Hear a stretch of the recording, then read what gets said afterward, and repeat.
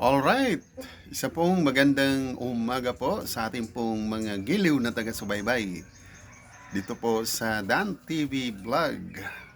And good morning, of course sa mga morning dyan. Good afternoon sa mga hapon, magandang gabi sa mga gabi. Sanda ko man po kayo naroroon sa mundong ibabaw. Ayan ang background ko, yung manok ko ay tumilaok. Ibig sabihin ay umaga po talaga. Okay, time check po tayo.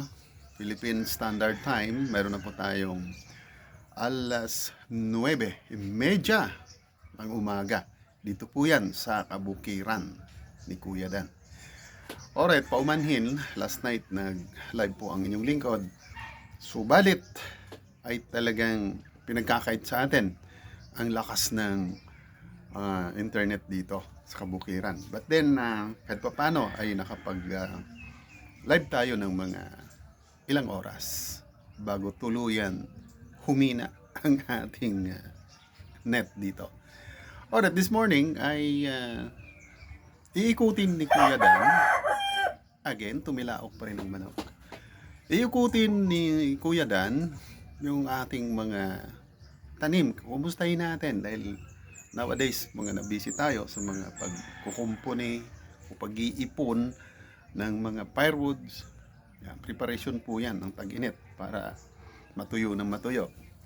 Magtag-ulan naman ay meron tayong magagamit ng mga tuyong firewoods. Alright, so tara, sama tayo.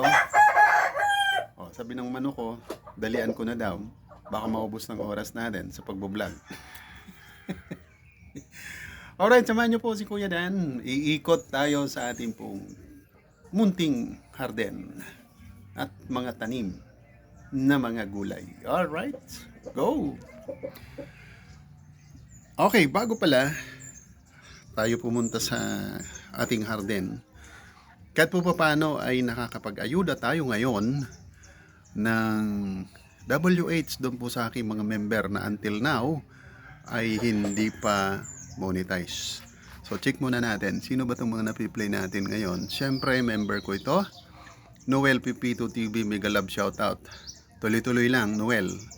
Pero napansin ko, tinanggal mo yata ang playlist mo.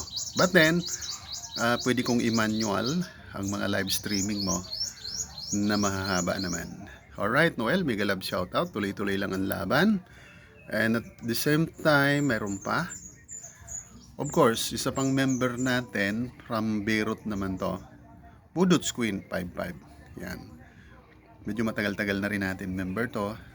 Ay ang problema nito, hindi niya mapokus ang kanyang channel for the reason that's always busy sa kanyang work. Omega love shoutout po kay Joe Agapitos. Partner po yan, dalawa sa Beirut. Okay, ingat lang po kayo dyan mga giliw kong OFW. Budots Queen and Joe Agapitos. Okay, so i-shoutout na lang natin mamaya after na iikot natin yung mga tanim natin. Tingnan natin kung anong mga situations nila. Alright, go! Habang maganda ang init ng araw. So napakaganda nito sa katawan. Vitamin A ba o D? Bahala na. Basta maganda po ito. Una po dito, check natin to. Sinira na po ito ng aking mga manok. Yan. Siling labuyo. Yan. Nakalbo po yan kasi favorite nila yung dahon. Ngayon po, ayan. Nakabalik. Masigla. Nagdahon sila ulit ng malusog na dahon. Tingin ko po ay tuloy-tuloy na to dahil hindi na po sila napapakialaman ng manok. Ayan. Kasi ang ginawa ko po ay ginawa natin of course ng protection. Hindi natin pwedeng sisihin ang manok kasi nga po manok sila. Kundi ginawan po natin sila ng yan na hindi nila mapapasok. Yan. Binakura natin siya ng mga bamboo split at mga puno-puno na yan. So hindi na sila nakakapasok yan. Alright, so next natin ipapakita sa inyo, ito po ang laki-laki na rin Nagmula po yan sa napakaliit na ganyan. Ngayon po, ayan na siya. Oh, tangkad na. Kalamansi po yan. Alright. Kalamansi, siling labuyo. How about this? Ito po actually, pwede na po itong anihin. Sabi po ng mga farmers na tinatanungan natin dito. Pero gusto ko po siyang anihin o i-harvest by May para mas gugulang pa ang laman niya. Yan po ang tawag po sa amin dito ay San Fernandong Bungkukan. Yan po ang local name niyan dito sa Bicol. Marami pong dialect dito sa Bicol, but mas makakarami ang tawag dito ay San Fernando na Bungkukan. Gabi sa Tagalog, taro. Hindi ko po alam kung taro ito sa English eh. Basta may tarong tumatawag dito. Alright, so yan. Daanan natin tong kulungan. Saka na natin yan, na i-picture na natin yan. Dito naman, sa banda rito, yung pong papaya natin. Oh, ang laki-laki na niya. Oh, tumangkad ng masyado na mataba. So dito mayroon din sinira ang manok na mga sili, pero naka-recover na sila. Yan, ongoing na po ang recovery nila. Ganyan po ang kasabihan dito sa Bicol. Pag daw nagbabagyo, unang pinoproteksyonan o tinutukuran ang mga siling labuyo. Kasabihan lang din po yan. Alright, so yan po ang ating papaya. Kung noon mga na-picture natin to sa vlog natin, ay napakalinggit pa nito. Halos mga ganito pa lang sa lupa. Yun po, ayan na. Halos pabalikat ko na. Okay, so ayan, nakita na po ninyo yung mga halos 1 foot na po ang angat sa lupa, may higit-higit, pero madalas na po tayong bigyan niyan ng mga bunga. Alright, yan po ang okra. Alright, ayan po. Actually, nakapag-harvest tayo kanina kasi gugulang naman siya. So balak kong ibigay mamaya sa sister ko pagdating para maihalo daw nila sa sinigang. Ayan pa po. May mga susunod na naman ng mga bunga. Alright. So another papaya. Ayan, naghahabulan lang po sila. Ang lulusog po nila. Ayan. And of course, sa ilalim niyan may sili. Naka-cordon po rin siya ng mga bamboo split o bila. Dahil po, kinakain po ng manok ang mga dahon nila. Kinakalbo yan nila. Hindi ko alam kung bakit favorite nila yan. Galit sila sa dahon ng sili because inahalo sila sa tinula. Siyempre, of course, ang ating pong mga nilalaing. Ayan, malapit na naman po yan na i-harvest. Ang lalaki po ng kanyang dahon. Ayan, ang lulusog. Okay, at yan, mayroon na po silang mga suloy. So, ibig sabihin, padami sila ng padami. Ayan, may mga secondary. Alright, then ito, palago ng palago ang mga dahon. Ayan. At tayo nag-transfer ng ibang mga suloy nila dito. Ayan, medyo maluwang pa rito sa bandang ito. Kaya nilagyan natin ng mga additional na suloy ng laing. So malapit na naman po yan. Ilang buwan na naman yan, lalago na naman yan. Dadami po ang ating gabi na panglaing.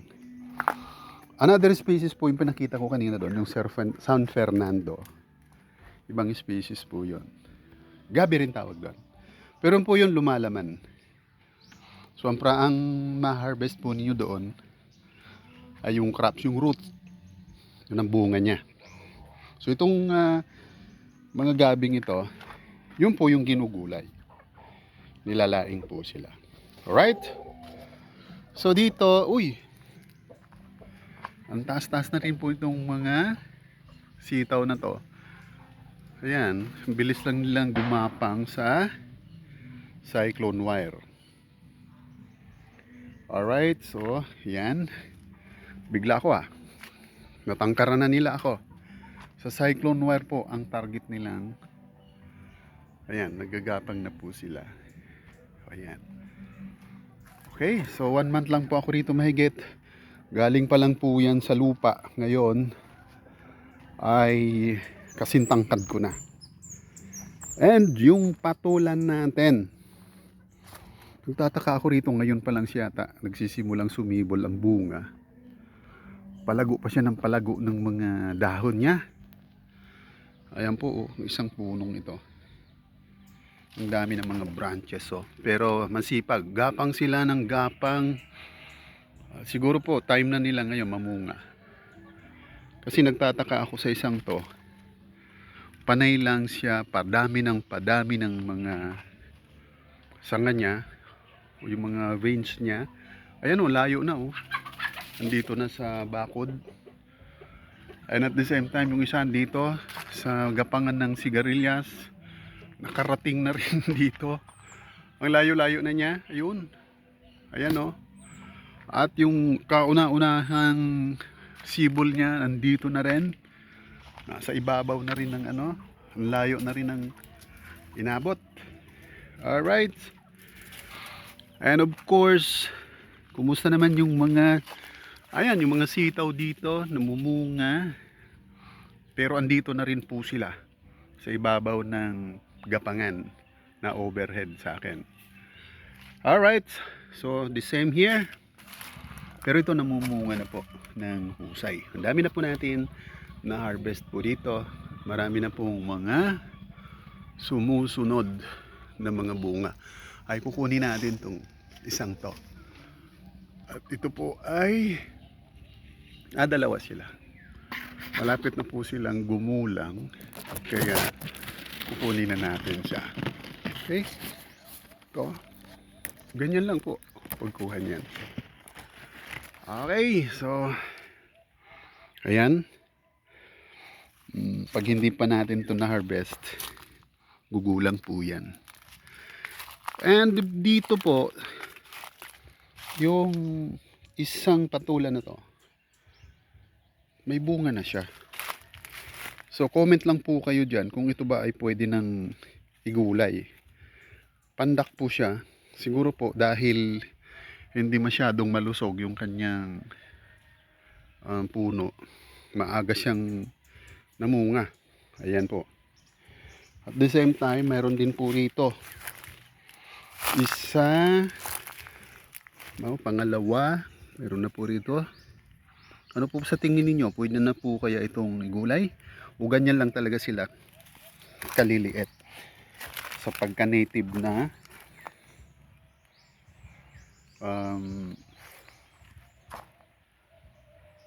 patola. And ito pa rin po. Ayan Ito po ba ay pwede nang igulay? Comment lang po kayo dyan kung po pwede na. At igugulay na po natin yan. At pag hingi po tayo ng comment from ating pong mga viewers, ano po ba ang masarap na luto nito? Aripa po. Ayan, sabi sa Batangas, aripa. Ito po definitely hindi pa siya po pwede. Kasi mayroon pang bulaklak ng puwitan.